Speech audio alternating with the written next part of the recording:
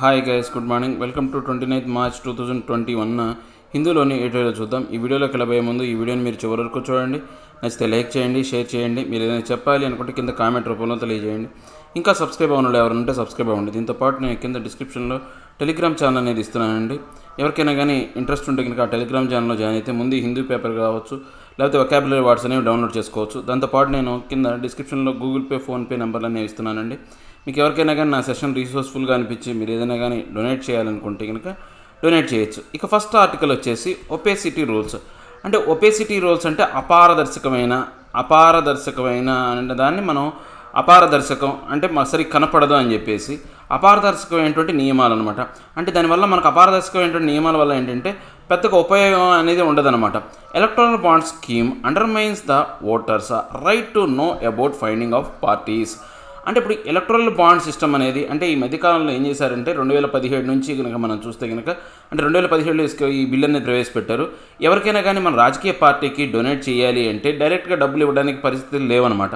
ఇంతకుముందు డైరెక్ట్గా పార్టీలోకి వెళ్ళి వాళ్ళు ఎంతో కొంత డబ్బులు డొనేట్ చేసేవాళ్ళు. అలా కాకుండా ఇప్పుడు ఏంటంటే ఎలక్ట్రల్ బాండ్స్ అని చెప్పేసి ఎస్బీఐ బ్యాంక్కి వెళ్ళి కొనుక్కుంటారనమాట. అవన్నీ కూడా 1000 మల్టిప్లికేషన్స్ అనేవి ఉంటాయి అనమాట. 1000, 11,000 లేకపోతే 22,000, 1,00,000 అలా మల్టిపుల్స్ ఆఫ్ 1000 అనేవి ఉంటాయి అనమాట. సో వాటిని కొనుగోలు చేయాలి.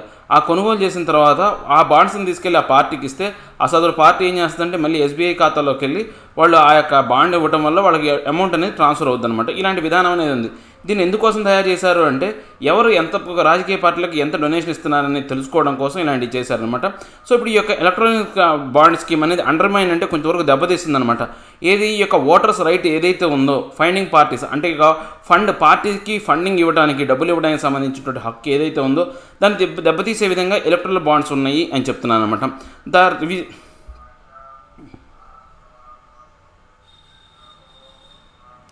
The reasons given by the Supreme Court for not staying the issuance of electoral bonds are unconvincing. So ఇప్పుడు ఈ యొక్క ఎలక్ట్రల్ బాండ్స్ని స్టే ఇవ్వాలి అని చెప్పేసి ఒక పిల్ అనేది వాద్యం అనేది దాఖలు చేశారనమాట. ఆ దాఖలు చేసిన వాద్యాన్ని సుప్రీంకోర్టు ఏం చేసిందంటే దానికి సంబంధించిన దాన్ని కలగజేసుకోవడం కావచ్చు, లేకపోతే దాని గురించిన స్టే ఇవ్వడం అనే దాని గురించి ఒప్పుకోలేదనమాట. సో అదంతా కూడా ఎట్లా ఉందంటే మనకు ఏంటి నమ్మశక్యం కాని విధంగా ఉందన్నమాట. కోర్టు ఇలా చేస్తుందని ఎవరు నమ్మలేకపోతున్నారు అనమాట. A bench headed by the chief justice of India justice S A Bobde has said there is no justification for staying the scheme as electoral bonds have been released in 2018, 2019, 2020 without any legal impediment and that certain safeguards have been provided in the court's interim order of April 12, 2019. So ఇప్పుడు ఈ యొక్క SA బాబ్డీ ఈ యొక్క bench అనే దానికి ఈ యొక్క bench ఏదైతే ఉందో ఈ యొక్క కేసుకు సంబంధించిన బెంచ్లో చీఫ్ జస్టిస్ ఆఫ్ ఇండియా ఎవరైతే ఉన్నారో ఎస్ఏ బాబ్డే అనే అతనే హెడ్గా ఉన్నాడనమాట. ఆయన ఏం చెప్పాడు అంటే ఈ యొక్క ఎలక్ట్రల్ బాండ్ వాటిని మేము స్టే ఇవ్వడానికి ఎటువంటి ఈ యొక్క న్యాయపరమైనటువంటి అంశం అనేది లేదనమాట. ఎందుకని ఈ బాండ్స్ అనేవి 2018లో రిలీజ్ అయినాయి, 19లో రిలీజ్ అయినాయి, 2020లో రిలీజ్ అయినాయి. లీగల్ అంటే చట్టబద్ధమైనటువంటి ఈ యొక్క అవరోధాలు ఇంపిడిమెంట్ ఏంటంటే అవరోధాలు అనేవి ఏవీ లేకుండా వాటి మీద స్టేయింగ్ ఇవ్వడం అనేది సరైనటువంటి అంశం కాదు. సో వాటికి సర్టెన్ సేఫ్ గార్డ్స్ అనేవి 2019 ఏప్రిల్ 12వ తారీఖు సంబంధించినటువంటి ఈ యొక్క ఇంట్రీమ్ అంటే ఏంటి తాత్కాలిక ఆర్డర్స్లో మేము వాటికి సంబంధించినటువంటి అంశాలను జారీ చేశామని చెప్పేసి ఆయన చెప్పాడనమాట. The court ought to have considered that when the earlier order was passed, the time available was deemed to be too limited for an in-depth hearing. So ఇప్పుడు ఏంటి వీళ్ళు చెప్పిన దాని ప్రకారం ఈ యొక్క ఎర్లియర్ ఆర్డర్ అనేది కోర్టు అనేది పాస్ చేసింది. కానీ ఇక్కడ పరిస్థితి ఎలా ఉంది అంటే ఆ కోర్టు ఏదైతే ఆర్డర్ను పాస్ చేసిందో దానికి సంబంధించినటువంటి ఏవైతే ఇన్డెప్త్ హీరింగ్ అనేది జరగడానికి చాలా లిమిటెడ్ టైం అనేది ఉందన్నమాట. ఎక్కువ టైం లేకుండానే ఆర్డర్ అనేది ఇచ్చిందనమాట. And order favouring the continuance of the scheme cannot be repeated year after year. So ఇప్పుడు ఏంటి ఇప్పుడు ఒక ఆర్డర్ అనేది ఇచ్చారు. ఆ ఆర్డర్ సంబంధించి దాన్ని కంటిన్యూ చేయాలి, ఈ సంవత్సరం కంటిన్యూ చేయాలి, కానీ ప్రతి సంవత్సరం ఇయర్ ఆఫ్టర్ ఇయర్ కంటిన్యూ చేయాలనేమి ఆర్డర్లో ఏం లేదనమాట. సో అది ఒక సంవత్సరానికి సంబంధించింది అనమాట. The petition of the 2019 order asking political parties to submit to the election commission in a sealed cover all details of the anonymous contributions received through electoral bonds was meant to avoid tilting the balance in favor of either side until the matter was heard in detail. అంటే ఇప్పుడు మనం కనుక వీళ్ళు 2009 ఆర్డర్లో వీళ్ళు ఏం జారీ చేశారు అంటే, ఇప్పుడు ఈ యొక్క కోర్టు అనేది ఈ యొక్క ఎవరైతే ఈ యొక్క పార్టీలు ఉన్నారో వాళ్ళ పార్టీలందరికీ కూడా ఒక ఆర్డర్ అనేది జారీ చేసిందనమాట. ఈ యొక్క ఎలక్షన్ కమిషన్కి మీరు ఒక సీల్డ్ కవర్లో మీకు ఎవరెవరైతే ఎంతెంత అంటే డబ్బులు అనేవి మీకు డొనేట్ చేశారో, అంటే ఎనానిమస్ అంటే ఏంటంటే పేరు లేని చిరునామా లేని వాటిని, అంటే పేరు లేని వాటిని మనం ఎనానిమస్ కాంట్రిబ్యూషన్స్ అంటాం అనమాట. ఎంతమంది ఇచ్చారో ఆ యొక్క లెక్కంతా కూడా మీరు ఎలక్షన్ కమిషన్కి చెప్పాలి అని చెప్పేసి చెప్పిందనమాట. ఎందుకని ఈ యొక్క పోరాటం అనమాట, అంటే ఈ యొక్క ఎలక్ట్రల్ బాండ్కి సంబంధించినటువంటి టిల్టింగ్ అనమాట. ఈ టిల్టింగ్లో ఈ పోరాటంలో బ్యాలెన్స్ తీసుకురావడం కోసం చెప్పింది. కానీ సో అది ఒక ఏంటి అప్పటి వరకే సరిపోయింది, అది ఒక డీటెయిల్ మ్యాటర్ అనేది ఆ ఒక సంవత్సరం వరకే సరిపోయింది అనమాట. It was also underscore then that weighty issues which have a tremendous bearing on the sanctity of the electoral process in the country we are involved. అంటే ఇప్పుడు మనం కనుక చూసుకుంటే ఇది పూర్తిగా అండర్స్కోర్ అంటే దెబ్బతీయటం అనమాట.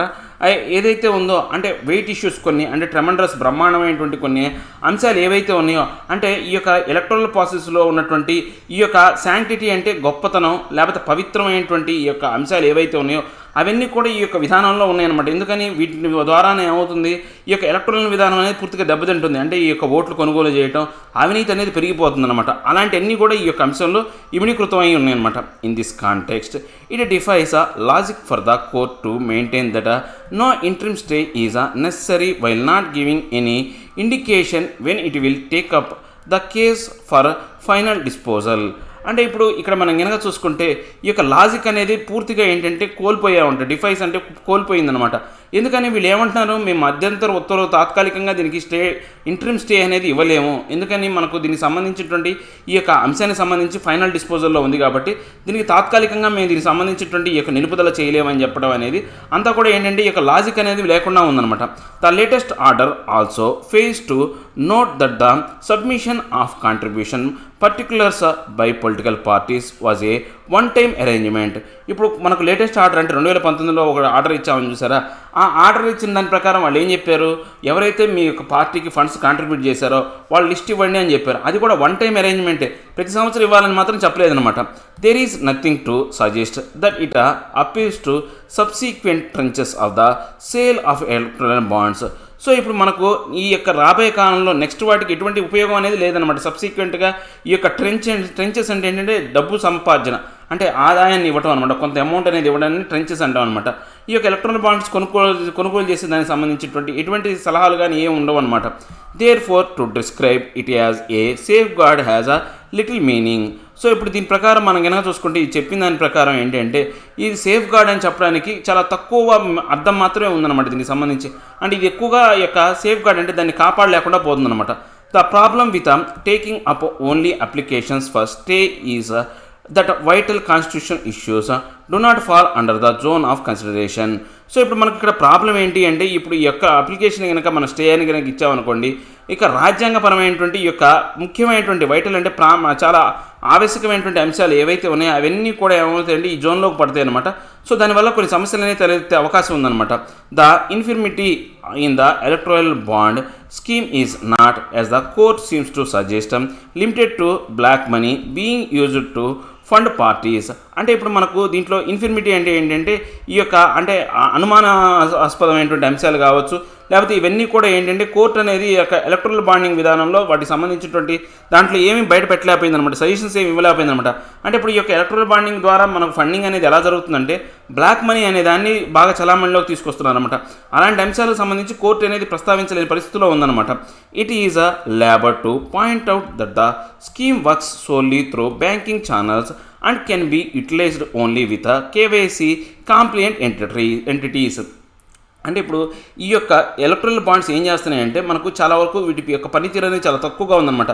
అంటే ఇంతకుముందు డొనేషన్స్ అనేవి డైరెక్ట్గా ఇచ్చేవాళ్ళు, అలా కాకుండా ఇప్పుడు బ్యాంకింగ్ ఛానల్స్ ద్వారా డొనేషన్ అనేది ఇవ్వడం జరుగుతుంది. దాంతోపాటు కేవైసీ అనమాట, అంటే కేవైసీ అంటే ఏ వ్యక్తి అనేవాడు ఇస్తున్నాడు, ఆ యొక్క కేవైసీ కాంప్లియంట్ అంటే కేవైసీ అంటే ఇంతకుముందు ఎనానిమస్గా వ్యక్తులు అనేవాళ్ళు ఫండింగ్ ఇచ్చేవాళ్ళు, ఇప్పుడు కొంతవరకు గుర్తింపు కలిగిన వ్యక్తులు మాత్రం. ఎందుకని ఎలక్ట్రల్ బాండ్స్లో వాళ్ళ యొక్క పూర్తి అంటే వాళ్ళ యొక్క పూర్తి అంశాలు అనేవి నమోదు చేయాలి. అలాంటి ఎంటిటీస్ మాత్రమే ఉపయోగపడుతున్నాయన్నమాట. అంటే అలాంటి ఎంటిటీస్ని మనం తెలుసుకోవడానికి మాత్రమే ఉపయోగపడుతుంది. కానీ ఇంతకుముందు విధానానికి ఇప్పుడు విధానానికి పెద్ద తేడా ఏం లేదనమాట.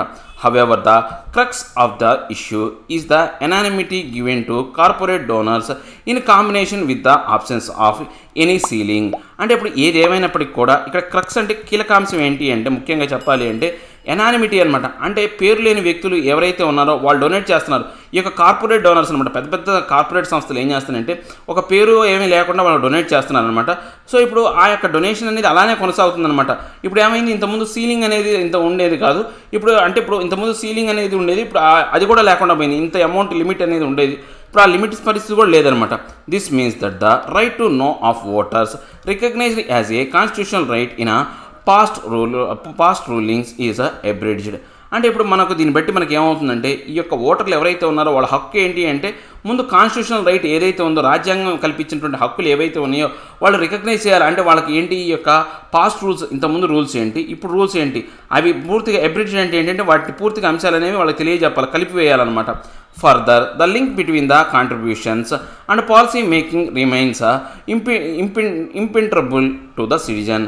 సో దీని ప్రకారం ఏంటి, తర్వాత ఈ యొక్క కాంట్రిబ్యూషన్ ఎవరు చేస్తున్నారు, ఆ కాంట్రిబ్యూషన్ చేసిన తర్వాత పాలసీ మేకింగ్ చేసేవాళ్ళు ఏమైనా కానీ వాళ్ళకి అనుకూలంగా చేస్తున్నారు అనేది కూడా సిటిజన్స్ తెలియాలన్నమాట. ఎందుకని ఇప్పుడు వీళ్ళు డొనేషన్లు ఇచ్చేది ఎందుకు, రాజకీయ పార్టీలకు వాళ్ళకి అధికారంలోకి వచ్చిన తర్వాత ఆ కార్పొరేట్ సంస్థలకు అనుకూలంగా పనిచేస్తూ ఉంటాయి అనమాట. అలాంటి పరిస్థితులు అనేవి ఏమైనా ఉన్నాయని ప్రజలకు తెలిసే విధంగా ఉండాలన్నమాట.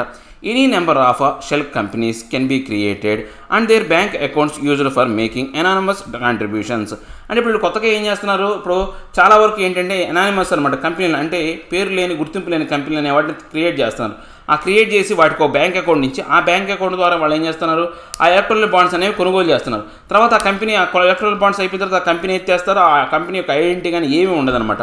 The claim that the veil of anonymity can be pieced with a little effort by matching the audited accounts of parties with the statutory filing of companies is quite way of the mark. అంటే ఇప్పుడు మనకి ఏమైనా చూస్తే ఇప్పుడు మనకి claim ఏమవుతుందంటే ఈ యొక్క ఎనానిమిటీ అంటే గుర్తింపు లేని వాళ్ళ యొక్క డొనేషన్స్ అనేవి ఆ ప్రైస్డ్ అంటే ఏంటి ఆ అంశాలు అనేవి అలానే కొనసాగుతున్నాయన్నమాట.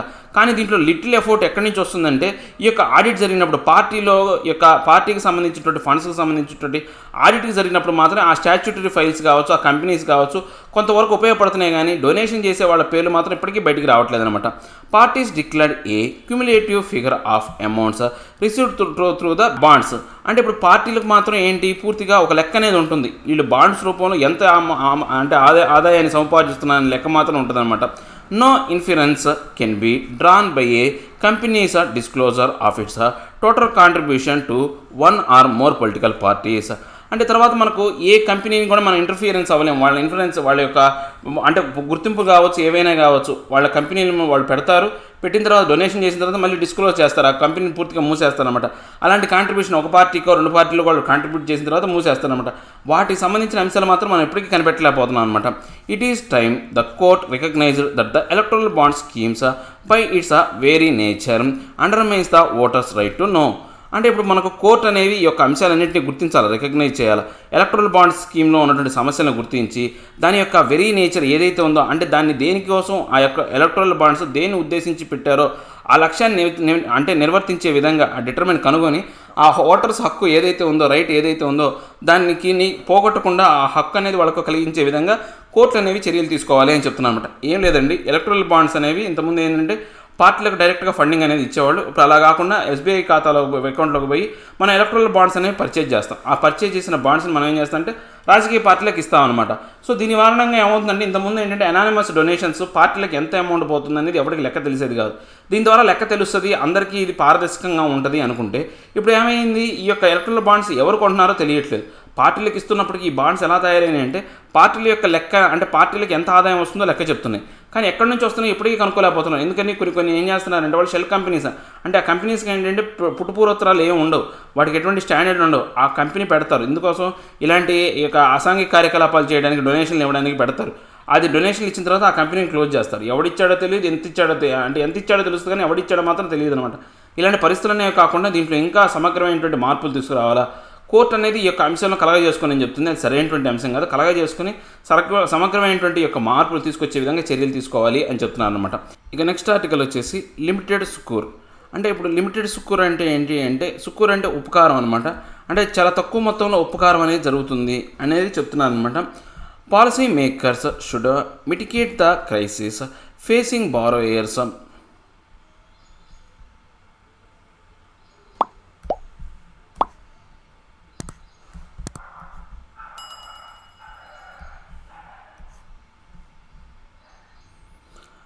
Policy makers should mitigate the crisis facing borrowers during the pandemic. అంటే పాలసీ మేకర్స్ అంటే ఏంటి, ఈ యొక్క చట్టాలను తయారు చేసేవాళ్ళు కొంతవరకు మిటిగేట్ అనమాట, వాళ్ళ యొక్క ఏదైతే ఉందో వాళ్ళ యొక్క తీవ్రతను తగ్గించడం. మిటిగేట్ అంటే తీవ్రతను తగ్గించడం అనమాట. ఎలాంటి తీవ్రత అంటే సంక్షోభంలో ఉన్నారనమాట. అంటే ఈ బారోయర్స్ అప్పులు తీసుకున్న వాళ్ళందరూ కూడా చాలా వరకు ఈ యొక్క అంటే క్రైసిస్ సంక్షోభాన్ని ఎదుర్కొంటున్నారు. క్రైసిస్ ఫేసింగ్ బారోయర్స్ అంటే ఎవరైతే ఈ యొక్క అప్పులు తీసుకున్న వాళ్ళు ఏంటంటే కొంత సంక్షోభాన్ని ఎదుర్కొంటున్నారనమాట. ఇది పెండమిక్ సమయంలో ఏర్పడినటువంటి సంక్షోభాన్ని వాళ్ళు ఎదుర్కొంటున్నారనమాట. ఆ యొక్క ఎదుర్కొంటున్న సంక్షోభాన్ని తగ్గించడానికి పాలసీ మేకర్స్ అనేవాళ్ళు కొంతవరకు సహాయం చేయాలా, వాళ్ళు ఏంటి వాళ్ళ యొక్క తీవ్రతను, ఆ యొక్క సమస్య తీవ్రతను, వాళ్ళు ఎదుర్కొంటున్న సంక్షోభ తీవ్రతను తగ్గించాలి అని చెప్పేసి చెప్తున్నాను అనమాట. ఒక సజెషన్ ఆర్టికల్ అండి.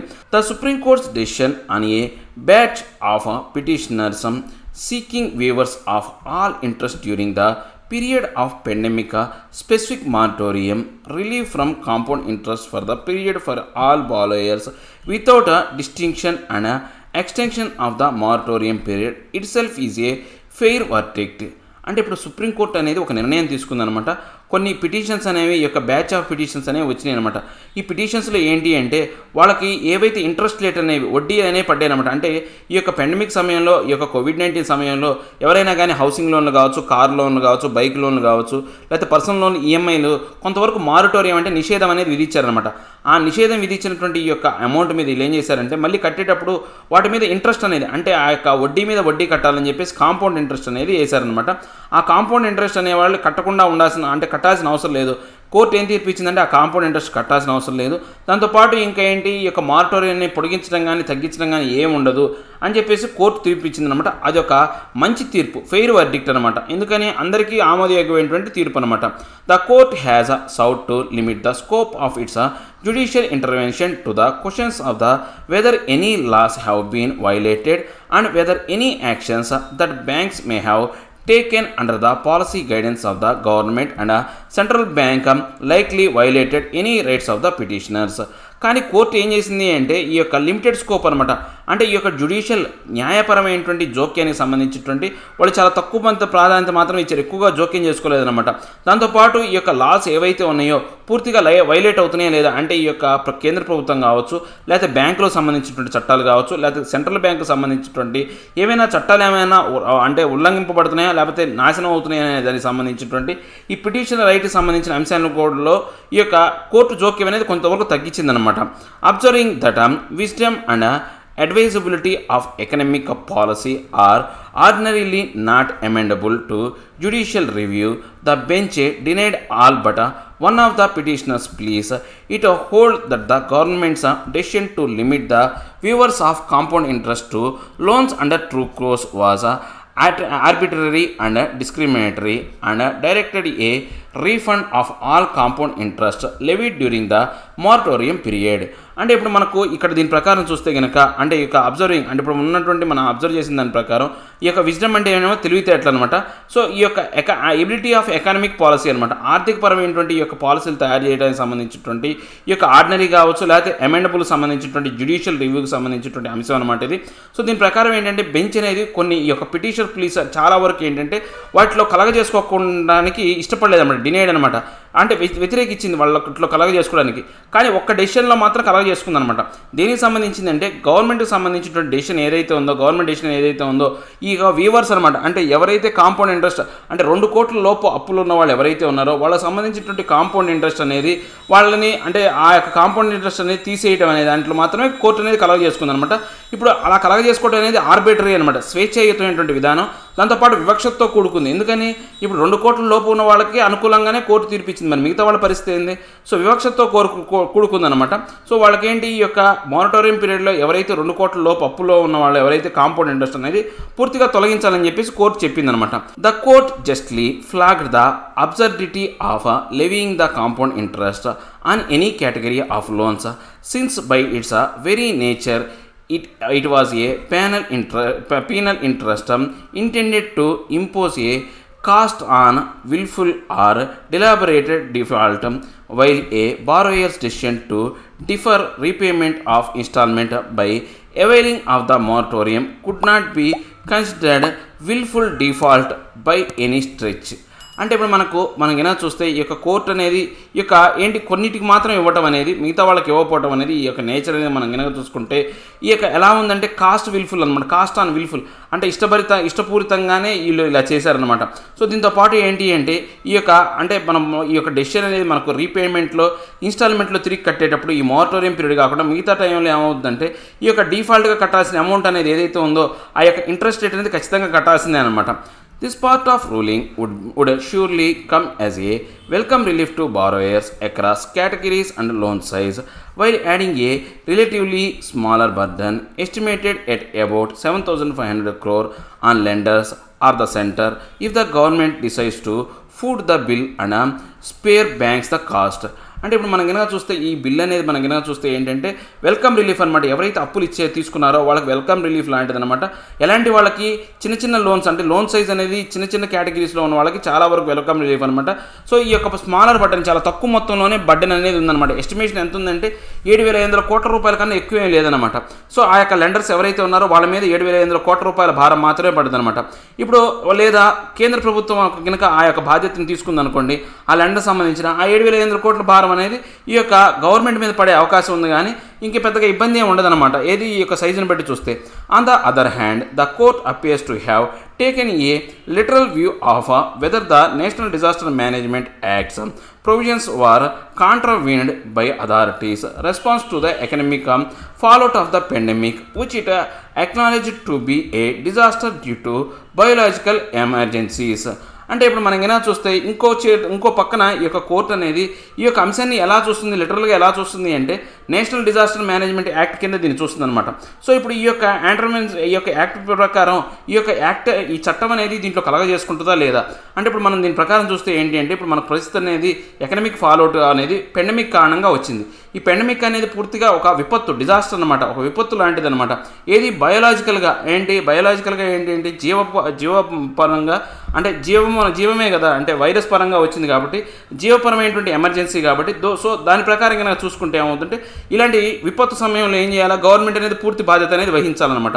While the central's and Reserve Bank of India's arguments that any attempt to extend the moratorium and or widen the waiver to include regular interest would undermine overall stability in the financial system are undeniable, germane the fact that the pandemic has proved to be an unprecedented disaster in terms of the health and economic cost it has imposed on all sections of the society and the economy ought to have evoked a more holistic and expansive fiscal response from the government. అంటే ఇప్పుడు మనకు కేంద్ర ప్రభుత్వం కావచ్చు, reserve bank కావచ్చు, వాళ్ళ యొక్క వాదనలు ఏంటంటే ఆర్గ్యుమెంట్స్ అంటే భారతదేశం సంబంధించిన దాంట్లో వాళ్ళ ఆర్గ్యుమెంట్స్ ఏంటి అంటే ఇప్పుడు మనకు ఈ యొక్క అంటే మోరటోరియం టైం పీరియడ్ని ఎక్స్టెండ్ చేయడం కావచ్చు, లేకపోతే దానికి సంబంధించినటువంటి ఈ యొక్క కాలంలో ఏవైతే వడ్డీ రేట్లు అనేవి పూర్తిగా తొలగించడం అనేది కనుక మనం చేస్తే అది పూర్తిగా దేని దెబ్బతీస్తుంది అంటే ఆర్థికపరమైనటువంటి స్థిరత్వాన్ని, stability in the financial system అనేది పూర్తిగా దెబ్బతీసే అవకాశం ఉందన్నమాట. సో ఇది ఏమవుతుందంటే ఈ యొక్క అన్డినయబుల్ అంటే మనం తప్పించుకోలేని, అన్డినయబుల్ అంటే ఏంటంటే తప్పించుకోలేని ఒక జర్మైన్ లాగా తయారయ్యే అవకాశం ఉందన్నమాట. అంటే జర్మైన్ అంటే తప్పించుకోలేని సంబంధించినటువంటి సంబంధిత అంశం అనమాట లాగా తయారయ్యే అవకాశం ఉందన్నమాట. సో ఈ పెండమిక్ అనేది మనకు ఆల్రెడీ ప్రూవ్ చేసిందనమాట. ఇంతకుముందు ఎప్పుడు సంభవించినంత విపత్తు, డిజాస్టర్ అనే దాన్ని ఏర్పాటు చేసింది. సో దీని ప్రకారం అంటే ఎలాంటి డిజాస్టరు ఆరోగ్యపరంగాను ఆర్థికంగాను రెండు రకాలుగా దెబ్బతీసే. అంటే ఎప్పుడైనా సరే మనకు చూస్తే కనుక ఏదైనా ఒక డిజాస్టర్ వచ్చింది అంటే ఏదో ఒక రకంగానే ఉంటుంది, హెల్త్ పాయింట్ ఆఫ్ వ్యూలోగా ఒకసారి ఉంటుంది, లేకపోతే ఎకనామిక్ పాయింట్ ఆఫ్ వ్యూలో ఉంటుంది. ఇది రెండింటిని ఒకేసారి కలగజేసే విధంగా ఉందన్నమాట. సో దీనివల్ల ఏమైందంటే అన్ని సెక్షన్స్ ఆఫ్ ద పీపుల్, సొసైటీలో ఉన్నటువంటి అన్ని రకాల వాళ్ళు కూడా దెబ్బతిన్నారనమాట ఎకనామికల్గాను. దాంతోపాటు ఏంటి అంటే ఈ యొక్క holistic expansion of the physical response అనమాట. అంటే ఆర్థికపరమైనటువంటి భారాన్ని ప్రభుత్వం మీద పడేసే విధంగా పరిస్థితులు అనేవి తయారైనమాట. Vast sections of the smaller formal and informal enterprises as well as lower income households are saddled with debt that they are certainly bound to struggle to survive in the absence of some direct credit support mechanism. So ఇప్పుడు మనకు చాలా vast section, చాలా ఎక్కువ sections of the అంటే పెద్ద small formal అంటే చిన్న రంగ సంస్థలు కావచ్చు, లేకపోతే ఇన్ఫార్మల్ అంత గుర్తింపు దగ్గర ఎంటర్ప్రైజెస్ కావచ్చు, గుర్తింపు లేని కొన్ని సంస్థలు ఏవైతే ఉన్నాయో వాటి యొక్క ఆదాయం అనేది లోయర్ ఇన్కమ్ అనమాట, చాలా తగ్గిపోయిందనమాట. హౌస్ హోల్డ్స్ అందరూ కూడా ఏంటంటే జీను అనమాట, గుర్రం ఎక్కే జీను, వాడి మీద ఆ అప్పుల్లో కూరుకుపోయారు, ఆ జీను మీద పడిపోయారు, అంటే ఇబ్బందికరమైనటువంటి పరిస్థితుల్లోకి పడిపోయారు అనమాట. సో ఇప్పుడు మనకు ఆ యొక్క స్ట్రగుల్ అనేది మనకు ఎలా ఉంది అంటే డైరెక్ట్గా వాళ్ళకి అప్పిచ్చే సపోర్ట్ అనేది మెకానిజం అనేది వాళ్ళు డైరెక్ట్గా అప్పిచ్చే వాళ్ళ యొక్క పరిస్థితి అనేది లేకుండా పోయిందనమాట. ఆప్షన్స్ వాళ్ళ యొక్క కొరత అనేది కనపడుతుంది అనమాట, ఎవరు అప్పులు ఇవ్వట్లేదు అనమాట. So the court's ruling notwithstanding it behoves policy makers to urgently come up with measures to help mitigate this crisis before lenders are deluged with more defaults. అంటే ఇప్పుడు దీని ప్రకారం ఏంటంటే కోర్ట్స్ అనేవి కొన్ని రూలింగ్స్ అనే వాటి మీద ఆధారపడి నాట్ విత్ స్టాండింగ్ కొన్ని చట్టాల మీద ఆధారపడకుండా ఈ పాలసీ మేకర్స్ని మారమని, అంటే ఈ యొక్క బిహావ్స్ అంటే ఏంటంటే మార్పు చేసేవాళ్ళు లేకపోతే దాంట్లో ప్రతిస్పందించే వాళ్ళు ఎవరైతే ఉన్నారో వాళ్ళు పూర్తిగా మార్పు తీసుకొచ్చే విధంగా చర్యలు తీసుకోవాలన్నమాట. చర్యలు తీసుకోవాలని వాళ్ళ మీద ఏదైతే ఆర్డర్స్ అనేవి పాస్ చేయాలన్నమాట. సో ఎందుకని టు హెల్ప్ ద మిటిగేట్, అంటే ఎవరైతే ఈ యొక్క సంక్షోభంలో బాధపడుతున్నారో వాళ్ళ యొక్క బాధల్ని తగ్గించడానికి, మిటిగేట్ చేయడానికి, తర్వాత ఎవరైతే అంటే పూర్తిగా అప్పుల్లో కూరుకుపోకుండా వాళ్ళు ఇండల్జ్ అనమాట, ఇంకా వాళ్ళు మునిగిపోకుండా, ఇంకా వాళ్ళ యొక్క పరిస్థితి అనేది ఇంకా దిగజారకుండా ముందే వాళ్ళని బయటపడేసే విధంగా చర్యలు తీసుకోవాలని కోర్టు అనేవి ఆర్డర్స్ అనేవి పాస్ చేయాలి అని చెప్తున్నాను అనమాట. ఏం లేదండి, ఈ యొక్క కోవిడ్-19 పీరియడ్లో మనం కొంతమంది ఏంటంటే లోన్స్ కట్టకుండా మారటోరియం అనేది నిషేధం అనేది విధించారనమాట. వాళ్ళకి ఆ 3 నెలలు కావచ్చు, 6 నెలలు కావచ్చు, ఆ పీరియడ్ తర్వాత ఏంటంటే వాళ్ళు మళ్ళీ లోన్ కట్టేటప్పుడు ఈ 3 నెలల 6 నెలల పరిస్థితికి సంబంధించినటువంటి వడ్డీ అనేది పే చేయాలి. అంటే దాని కాంపౌండ్ ఇంట్రెస్ట్, వడ్డీ మీద వడ్డీ ఎలా తయారవుద్ది అనమాట. దానికి సంబంధించి కోర్టు ఏం తీర్పిచ్చింది అంటే అందరికీ యొక్క వడ్డీని తీసేయలేదు, కానీ 2 కోట్ల లోపల ఉన్న వాళ్ళకి మాత్రం తీసేసింది అనమాట. ఇప్పుడు మనకు ఈ యొక్క నేషనల్ డిజాస్టర్ మేనేజ్మెంట్ ఉన్నటువంటి పరిస్థితుల ప్రకారం ఏంటంటే ఎలాంటి డిజాస్టర్ ఏవైనా జరిగినప్పుడు అంటే నేషనల్ డిజాస్టర్ మేనేజ్మెంట్ సిస్టమ్ ప్రకారం మనం చూస్తే కనుక ఏదైతే ఉంటుందో అవన్నీ కూడా గవర్నమెంటే భరించాల్సినటువంటి పరిస్థితి అనమాట. కానీ ఇక్కడ డిజాస్టర్ అనేది ఎలా ఉంది అంటే అన్ని డిజాస్టర్ల కన్నా ఒక వినూత్నమైనటువంటి డిజాస్టర్ అనమాట, ఒక భయంకరమైనటువంటి డిజాస్టర్. ఇది ఒకేసారి ఆరోగ్యపరమైనటువంటి, ఆర్థికపరమైనటువంటి 2 బర్డన్లు అనేవి పడే విధంగా పరిస్థితులు అనేవి తలెత్తినాయి అన్నమాట. సో ఇలాంటి సమయంలో కోర్టులు ఏం చేయాలి అంటే ప్రభుత్వాలను డైరెక్ట్ చేయాలి, పూర్తిగా వాళ్ళకి సంబంధించినటువంటి ఈ యొక్క అప్పుల బాధలో వాళ్ళని కూరుకుపోనీయకుండా కాపాడే విధంగా కొన్ని చర్యలు తీసుకునే విధంగా కోర్టులు అనేవి తీర్పులు చెప్పాలి అని చెప్తున్నారు అనమాట.